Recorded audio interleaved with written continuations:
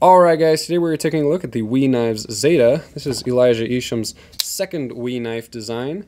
You've got a flipper for deployment. You can also use that hole for thumb or middle finger deployment in the Spidey flick way. The overall length is 8.5 inches. Blade length is 3.65 inches. And it is Bohler M390. You got a frame lock right there. It's going to hold your blade nice and steady. Handle length is 4.85 inches, and they are carbon fiber and titanium. So very good materials, very beautiful actually. Overall weight is 4.1 ounces. Here's your tactical clothespin for size comparison. There you have it. You got a pocket clip for tip up right carry only. And it's not a deep carry clip, but it looks like it should ride fairly low in your pocket. So that's nice.